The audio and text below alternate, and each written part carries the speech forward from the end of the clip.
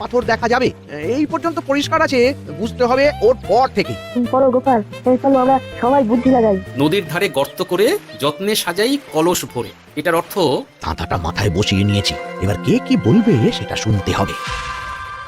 চলো গোপাল, আমরা ধাঁধা যেমন যেমন বলেছি তেমন তেমন ভাবেই চলি। চলুন মহারাজ, এখন আমাদের দেখতে হবে লাল পাথর। কোথায় আছে লাল পাথর? চলো চলো সবাই, চোখ কান খুলে আমরা নদীর পাড় ধরে হাঁটি। আমি একটু তফাতে হাঁটি।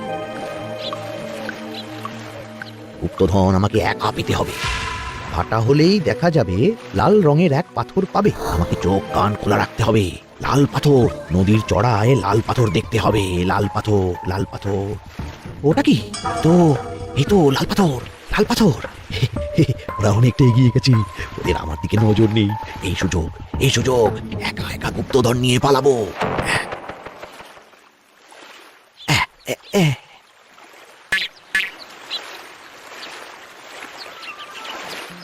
কি গো, আমরা তো হেঁটেই চলেছি, লাল পাথর তো কই দেখতে পাচ্ছি না। আরেকটু হাঁটতে হবে মহারাজ, গুপ্তধন বলে কথা, ওকে আর সহজে ধরা দেয়? সেটা অবশ্য সঠিক কথা। আচ্ছা, আমরা সবাই তো আসছি হেঁটে হেঁটে, মন্ত্রী মশাই গেলেন কোথায়? ও কি যে ঘটে!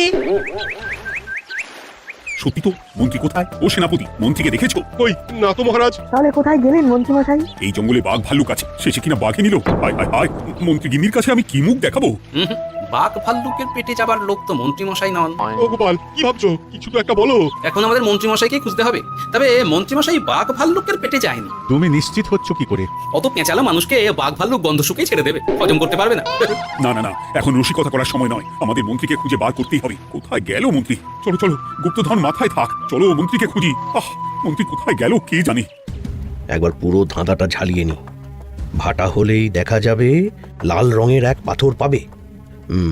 ভাটা হয়েছে, লাল রঙের পাথরের মাথায় চাপ দিয়ে গুহার মুখও খুলেছি। এবার এবার নদীর ধারে গর্ত করে যত্নে সাজাই কলস ভরে।